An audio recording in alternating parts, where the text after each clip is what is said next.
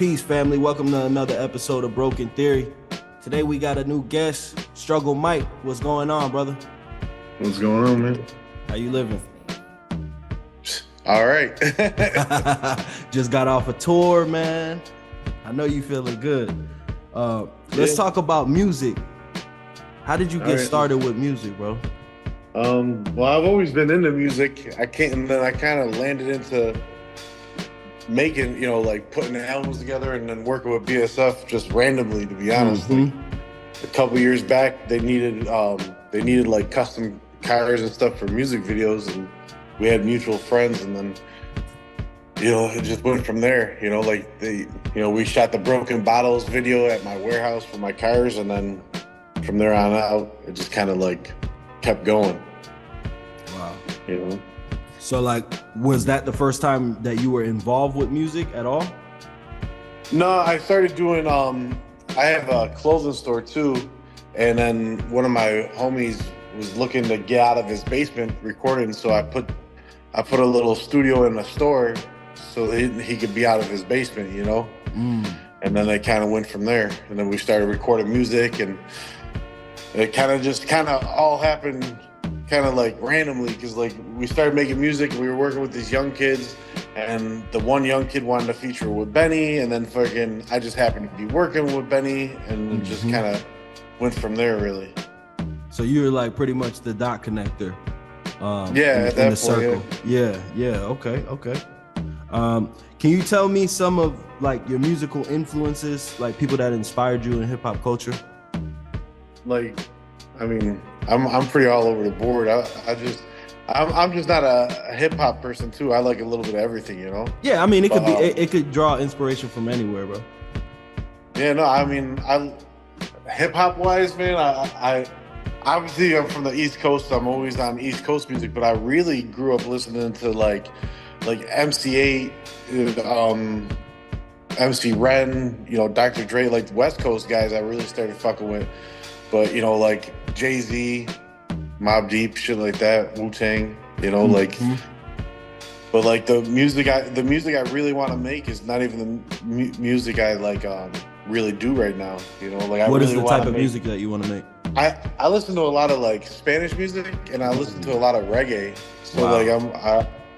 I'm a big Bob Marley fan, and even like not even just like reggae like him, but like Shaka Davis and Pliers and Sister Nancy and stuff like that. Like I'm into all that type of shit, Okay. So have you made any reggae beats? Nah. I just figured I want to get moving on it. I've just been preoccupied with redoing the store and other shit. Now that I got more time, because I'm pretty much done doing what I'm doing with BSF and this one and that one, so I'm moving forward and looking at new ventures to do, So I still mess with Rick a lot and Fuego Bass, and if Benny and them, if they need me, I'm around. But I'm starting to put together like reggaeton artists and Mexican artists, and then I'm gonna start looking for like reggae artists to work with and go from there. Yeah, that's what's up. That's what's up, man. Let's talk about this store. When did you open the store? I opened a store like 10 years ago. So I had a custom shop where I did custom cars for like 20 years. And then I opened a store like the last 3 years I had the shop. I opened a clothing store, and originally it was just for like big guys, because like I'm a big dude. And it kind of, as we started recording more music, it went from big guys clothing to the younger guys that were coming recording needed smaller clothes, so started carrying that, and then it went from there. So I've been around for about 10 years now. We had our 10-year anniversary party, almost right after tour we had it.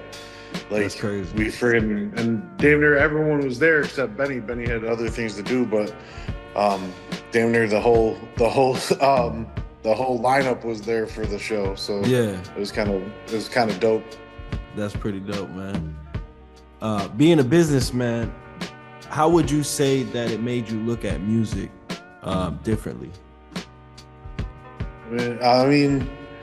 If you start, like, there's a lot of people out there that start making music or around the music industry because they think they're gonna be rich off the bat or make all this money, or, you know, like, don't do it for you. Do it for what you want to do. Don't just do it because you think you're going to make money at it. If you generally enjoy making music and being around, then do it, because it's going to take you a while to make money. You know, I mean, it's kind of, you know, it's a tough industry. And if you're like me, you're probably not going to like it. Like, to be honest, because there's plenty of times I'm like, yeah, bro, I'm good. What are some of those times? Know, just the way people are, man. Like, you know, I like, a backstory of me is, years ago when I was 12, you know, I started hustling, you know, like, for the family. And then, like, I was around people that were real, you know, people that, you know, we didn't switch sides, you know, we made sure everyone made money, you know, and everyone was good. In the music industry, it looks lavish and shit on the outside, and then you get inside and you're like, damn, bro, it's like one dog, one bone over here, you know? So, like, and a lot of these guys, a lot of these rappers that are rapping about being in the streets and stuff like that, they might have been in the streets, they might have dabbled in it, but they weren't making crazy money. So they have the mentality, when they make a certain amount of money, that's what they're gonna make. So they gotta hold on to it. Like, it's like, instead of hooking a new artist up, like, yo, this new guy, man, he's really dope, he wants to work with you. You want to throw him a feature? Nah, I need 2K. But this kid ain't got 2K. You know what I'm saying? Hook him up. Maybe let him do it for 5 or something, or, you know, a couple hundred, just, you know, something, you know, and they don't want to do that, because, you know, that's the only way they're making money right now. Because until you get bigger into the situation like how Benny is, and like Westside and Conway, these guys are making, the bulk of their money they make is off of features and appearances, whether it be 500, 1,000, 2,000, 5,000. That's how they're making their money and keeping money in their pocket. And a lot of these guys that were dabbling in hustling, they don't want to do it because they don't want to get in trouble. So that's the only way they make money. So they keep their prices high. But with some of these younger kids, you got to kind of help them out, because they could be the next big thing, and you pass them up. Like, there was tons of times in the very beginning, I was trying to hook up China Mac with Benny, you know, and you know, they both were at the same points in their careers, like, level wise, and neither would budge to make a song. Like, you know, oh, you got to give me this much. Oh, he got to give me this much. I'm like, man, y'all should just cancel it out and just do it. You know what I'm saying? Like, and the track never got done. So it is what it is. And then, you know, like, it's, I don't know. The industry is definitely not for the faint of heart, I'd say. You know what I'm saying? Definitely not. You gotta, you know, like, and a lot of them are, what can you do for me, not what they can do for you, you know? Like, you want them to perform at your show or do a verse, you know, they're like, okay, what are you gonna give me? It's not, you know, most of these guys, you pay them for a feature and they won't even post it. You know what I'm saying? Oh, I'll post it, give me some more money. Like, what the fuck? I already paid you money. You know what I'm saying? Yeah, exactly. I just paid you 5,000. And it's, yeah, you know, and it's crazy. So it's. But I think that's part of, like, how the industry really taught these people how to move, though. You know what I mean? Because, like, they see other people moving like that and it works for them. You know what I'm saying? But it's like, you can't help but to think about, like, the people that you're turning away by doing that too. You know what I'm saying? Because, like, also by being able to leverage those relationships and, like, you know, collab with people that you never know who they're gonna be or who they know or whatever, the time just didn't meet the moment where opportunity meets preparation. You know what I'm saying? And it's like, you done been on the other side of the shoe to where you were looking at the game from an outside in angle, and, like, you know, when you're going through the independent artist motions, you know what I'm saying? Like, a feature could change your life just off of, you know what I mean? It could start that fire, and, like, you just in a whole nother mode just because somebody gave you some external validation. And it's like, you know, it's set up to fail when it's like that. But at the same time, like, me personally, when I get to a level to where artists come to me like that, man, I'm gonna definitely be always trying to help somebody out, because I know how that feels. You know what I mean?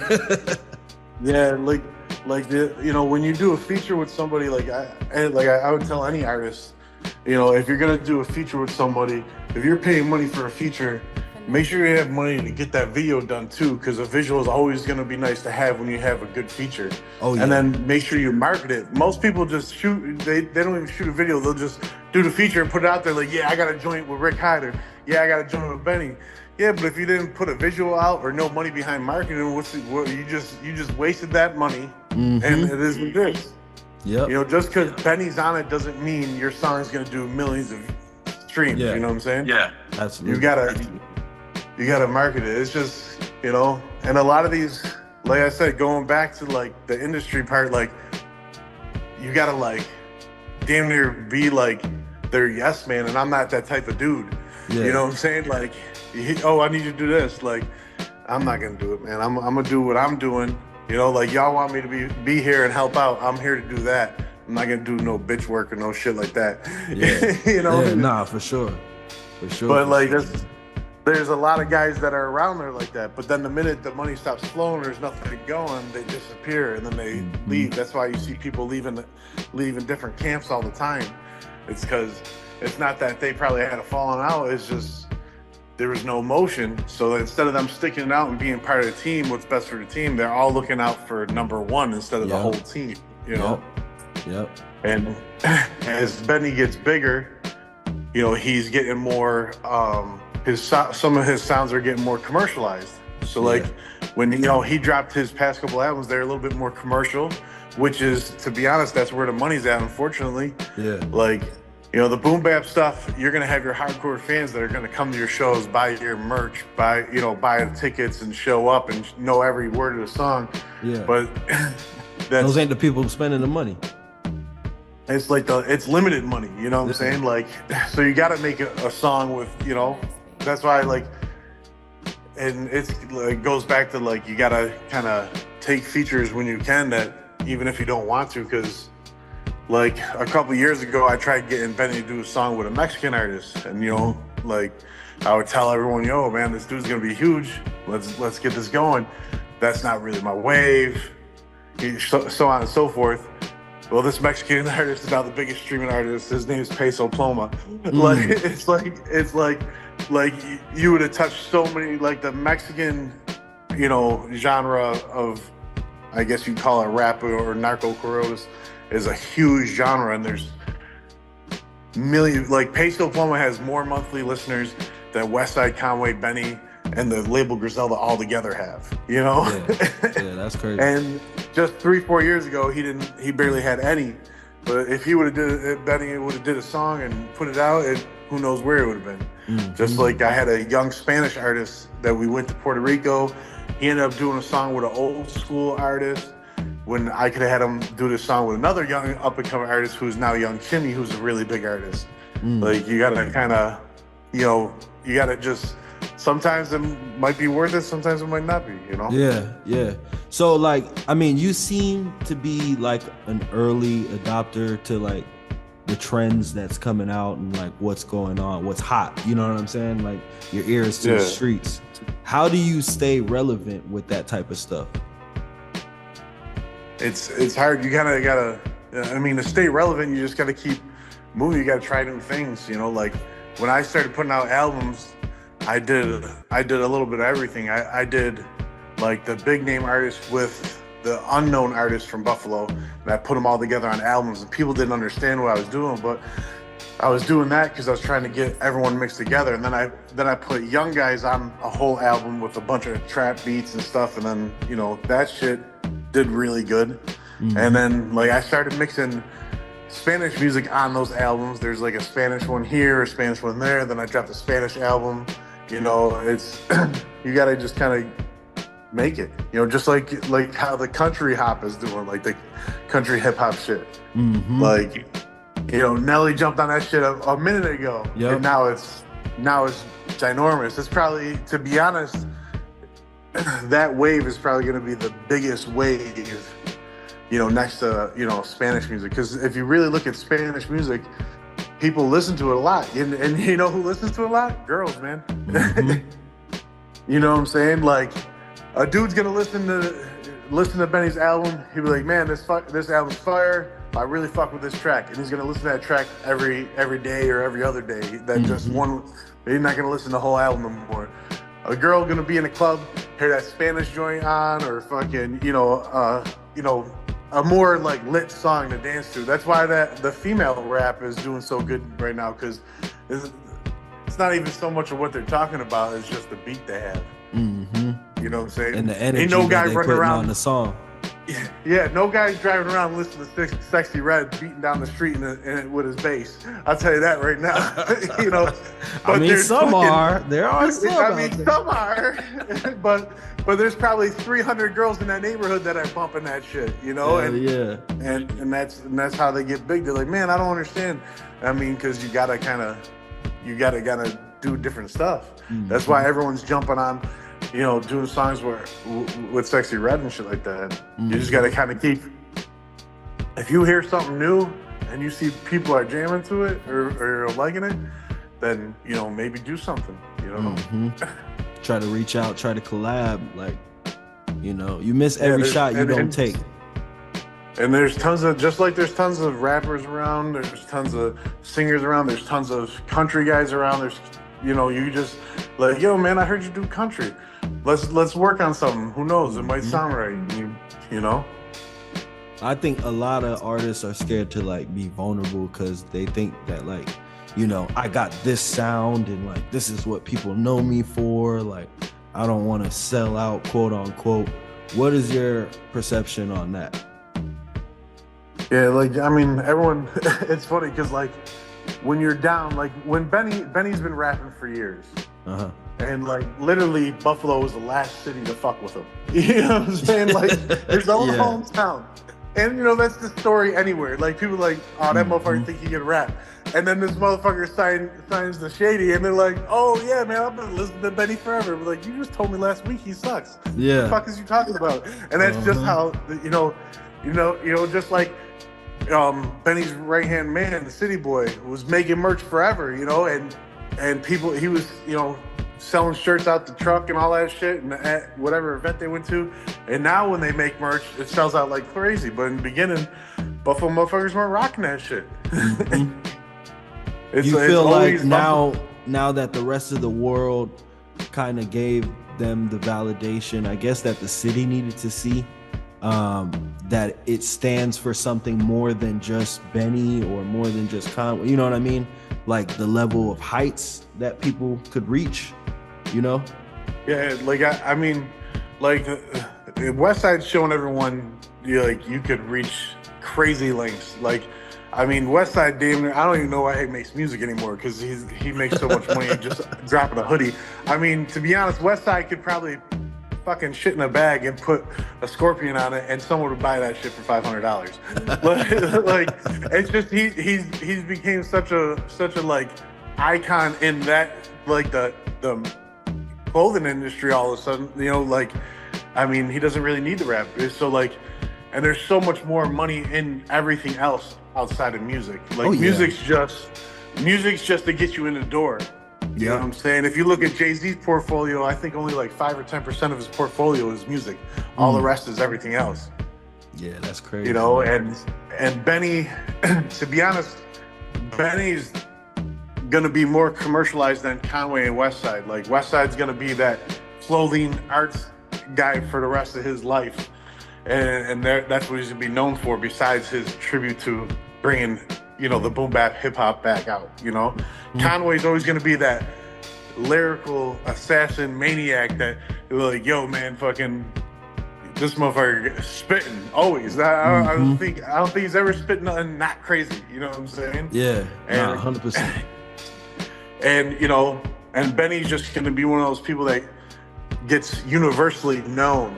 Like kind of like Jay-Z is universally known. Benny could be that next universally known, and a lot of these guys learned the only way to do that is to leave Buffalo. And that's really how they got noticed. They started leaving Buffalo and they started getting more notice, Like, look at like hip hop acts, that were groups that spanned out, like you got freaking like the Locks, Jadakiss is probably the most known out of all of them, you know what I'm saying? but people might not think, you know, like they might not think Jadakiss is the most lyrical out of them. You know what I'm saying? But like out of Westside, Conway, and Benny, I can see Benny being more universally known, Conway being one of those 20 years from now, he's putting out an album like how Nas is, and people are still scooping that shit up. Mm-hmm. You know what I'm saying? Benny might always have to put like a crazy feature out. Not saying that he's not lyrical enough, but like Benny's like, he's more, I don't know how to say it, you know what I'm saying? Mm-hmm. And then now they got all they got is their own respective labels too now. Like you got Westside, Griselda. Yeah, Westside really has Griselda now. Conway has drum work, and Benny has Black Soprano. Mm-hmm. And now Benny's taking a page in Westside's book and starting to look at artists outside of Buffalo. You know what I'm saying? Like Westside don't really have Buffalo artists signed no more. I think all he's really got is like Billy Esco and stuff like that. But you know, he's got the out-of-state people now. Yeah. Where that's how Benny's looking at it now. He's got Vino in Texas. He's got Bass in Connecticut. You know, he's fucking with OT from Philly. You know, like he's got Bars Murray out in well, that's kind of Philly, Jersey too. So. Mm-hmm. What advice would you give an artist that kind of realizes that their hometown isn't going to give them props until, you know, other places give them props? What advice would you give? I mean, any artist, I give them this advice. If you're gonna make music, fucking make it. Don't stop, because, you know, like, life is life. You might need a job, you might need to hustle, whatever you gotta do. But at the end of the day, if music is what you wanna do, then that's what you need to put your time behind. And you're gonna have to get outside of Buffalo or whatever, whether you're from Chicago or Charlotte or Atlanta or Tampa or, you know, San Diego. You got to get outside of that. You know, like if you're in Chicago, go to Indianapolis. You know, go to fucking Milwaukee. You know, if you're in Tampa, go to Orlando, go to Miami, go to Atlanta. You know, Diego, go to, you know, fucking Arizona, go to LA. You know, like expand even just a little bit. You know, so other people will know your name. You know, because once you start getting popping everywhere else, that's when people will start listening, you know? But you really gotta, I've seen so many guys in just a few years I've been doing music. Like, you really need money if you really want to get popping right away, like, you really gotta put money behind it, behind features, behind videos, behind marketing, going to different cities, shooting videos, instead of just 90% of the music videos shot are always at the same areas in those neighborhoods. You know what I'm saying? Like, there's so many videos that were shot at my clothing store. I probably had like 30 different artists shoot music videos at my store. Wow.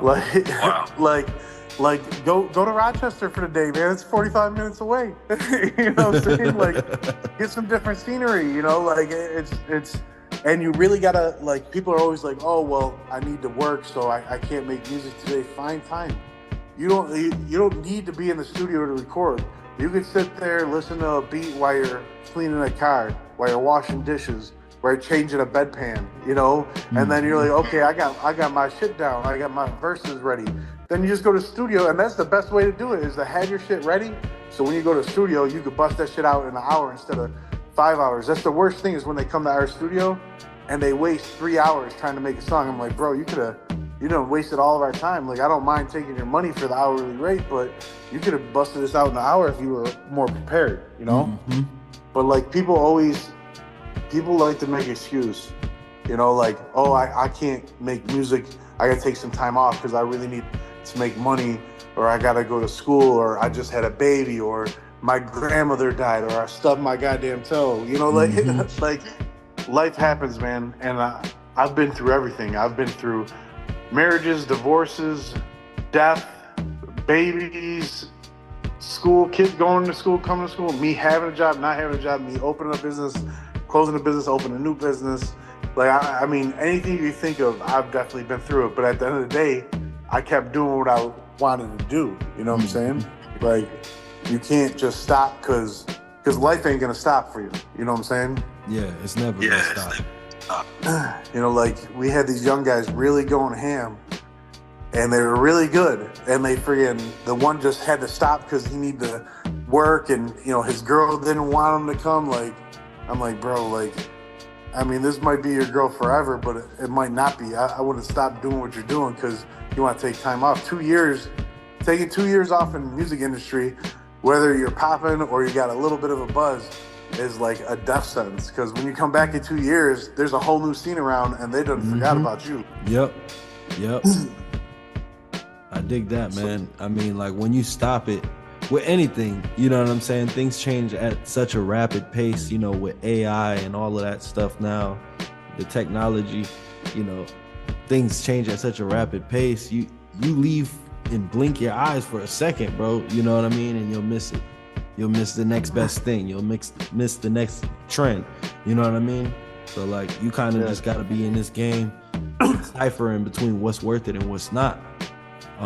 How is some of the ways that you kind of keep your head on a swivel, maintaining, making the right choices? I don't ever make the right choice. I'll tell you that much. I mean, I've made so many wrong choices throughout my life, but those are the best choices to make because it teaches you a lesson. Mm-hmm. You know what I'm saying? You're like, okay, there's been plenty of times where, like, yo, they call me JR back in the day, like, yo, JR, we're gonna take this ride. And 9 times out of 10, I say yeah. I'm like, all right, let's go. Yep. And you ain't even ask no questions. And then 10 times out of 10, it ends up bad. Yep. And I'm like, damn, well, I'll never do that again. And that's the same thing in music. You're like, you know what? Like, damn, I got $750 in my pocket. This verse, this dude said, $700 for this verse. I don't know, I'm gonna do it. Fuck it. I'll make. Money's always gonna be around. Money don't matter, man. It's always there. There's always ways to make more money. So fuck it. Spend it. Do what you gotta do, especially if music is what you want to get into. Because you do that verse, you're like, damn, that didn't work out the way I wanted it to. So I know not to work with, do that or pay that much for that guy next time. And then another guy comes around and he's like, oh man, this dude's way more known than him and he wants less money. I'm gonna fuck with him. And then it does good. You're like, see, I learned. You always learn. I just, the only thing that I live by is if I say I'm gonna do it, I fucking do it. Like, there's so many guys I've met that, talk the talk and don't do half the shit they say. You know what I'm saying? If I say, hey, I'm gonna go buy this, I go buy it. Hey, I'm gonna go do this event, I'm gonna go do it. Same with the tours, they do these tours and some have to get canceled because there's not enough ticket sales, and I'd be in my head, I understand because it's more business wise, as when they get bigger, it's more than just them has interest into the concerts they throw. Back in the day, they threw an event no matter what. They threw a concert no matter what, whether it had 5 people or 500 people. But now there's more people in the boat. That's the only thing I do is just whatever I say I'm gonna do it. And I usually don't take help. It's hard to ask for help. I mean, when you do some of these other stuff. Go ahead, bro. Go ahead. And there's other people that are around these guys that they damn near don't know any different. Like, they'll be by their side, and the minute shit's not going, because they don't know how to do anything on their own, they go and leech onto somebody else and just do exactly what they're doing with this group, with the new group. And then that wears out, and then they go to another group. Damn near worse than a bitch homie hopping. Yep. To be honest. For real. And it's if you're a man, you have to be a man. You gotta do what you say you're gonna do, and no matter whether it was right or wrong, you gotta fucking stand by it. You out there, you catch a case, man. That's it. You did it. You gotta stand up for it. Whether you're doing 5 years or life, like, you made the choice, not your homie, not your fucking girl, not your kids. That's it. That's all there is. You say let's ride. It's over. You got to do what you got to do. If you say, hey, I'm gonna start a business, you start it, and you do it. And if it fails, it fails. You tried. I'd rather try than figure out that I never tried and I could have had it, Yeah, so. Exactly. 100%. What's some advice that you would give to a younger self, like when you were first starting with music, that would have helped you? To be honest, space everything out better. Like when I started making the music and stuff, I started putting but I didn't really have a lot out there, and I was trying to catch up to people that were already, had a good thing. So I don't try and catch up to people that are popping. Try and do what you're doing the best of your capability and space it out more. Like I literally I dished out 4 albums with tons of features within 2 years.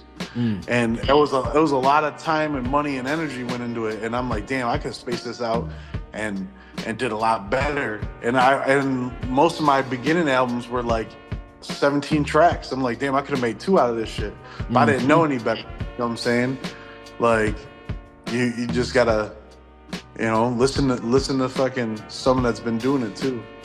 DJ Shay, before he passed, I had 2 or 3 albums out, and he comes to me, he's like, man, I see what you're doing, I like what you're doing. He's like, but what are you doing? He's like, why are you doing it like this? And you got to do this. You got to have more of a plan. And, and me just thinking, he's the old guy just trying to bitch and complain or something, or maybe try and make some money off me. I didn't really listen until after my 4th one. I was like, damn, I should have listened to Shay more and spaced it out more and had a more solid plan. I didn't really know much about marketing or nothing like that until my 4th, 5th joint. I was like, damn. I should have definitely... I didn't even know about spacing music out. I was just so concerned about having a catalog, and now I have 200 tracks out that are tied to the Struggle Mike name. It's crazy, but that's a lot of work in just a few, 4 years, whatever it is I've been doing it. It's crazy. You definitely reached some heights that other people have not, and I want to say 20, 30 years, you know what I'm saying? They still at it and haven't. Yeah, that's it. And they have these people that are like, oh, I'm doing this. I'm like, listen, man, if I could come in, if you've been rapping for 20 years and I could come in here and put these albums together with a little bit of money and get more popping than you, then you should maybe take advice from me or listen to someone you're not listening to, because you're not going anywhere. You got, the same with a lot of local cities are doing these award shows for local talent, which is cool. It's cool, but these people are just shooting from the hip. They have no rhyme or reason. You could damn near, I like it because it's showcasing the local up and coming talent. It's giving a little bit of knowledge to the guys that are already out there, like Conway and Benny and all them. But there's it could be much better if they organized it more and thought about it more. And they'll just do voting online where you could literally go on there and vote for yourself or change your email address and vote a bunch so you can win. And you could damn near not even have a song out. Yeah. There's got to be an actual thought process into it. Okay, this dude got 100,000 streams on his album. I can see here on Spotify. This guy got 60,000, but he's on tour, and this song right here is still jumping. It's #1. This guy that had all these streams went down. Oh, they really gotta I don't know how the big award shows do it, but they gotta figure something out, local wise, and I'm sure every other city is starting to do this stuff too. My city's doing it too. Yeah, and then it's people be winning, you can be like, who the fuck is that? Yeah, Orlando been doing it for a couple years and shit. But yeah, I definitely feel what you're saying. Yeah, Florida, and to be honest, Florida is a city that people should watch out for, because or a state, because it's there's so many people that live in Florida, bro. There's a lot of old school dudes that started in hip hop that live down there now, that have connects to everyone. There's a lot of different style of music, and you could hear a lot of different influences in the sound down south too, especially Florida. Tampa, you got, that's got ties to Cuba and shit, mainly all Florida, really. Yeah. But there's Florida got ties everywhere, honestly. It's just a melting pot, just like New York.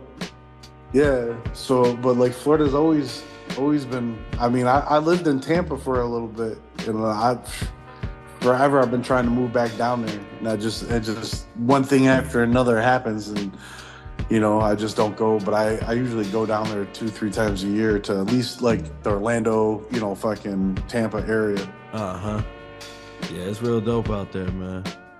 But I just wanted to say thanks for coming to the podcast, man. I appreciate you for, you know what I mean, showing love and sharing your story with the people.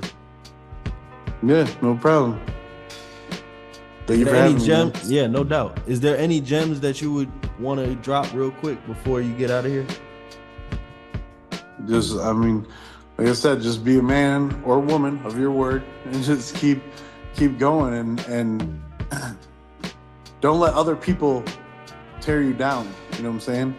That negative energy will fuck up your whole flow. If you're sitting around a bunch of people that ain't doing shit and you're the only one trying to do shit, unfortunately, whether you guys have been friends for 2 days or 20 years, you need to get rid of them because they ain't helping, they're subtracting. Mm-hmm. You know what I'm saying? So, absolutely. I mean, as long as you stick to what you want to do, you'll do fine, you know? 10-4. I appreciate you, my brother. All right, man. No problem. All right, man. Stay blessed. Peace. You too. Peace.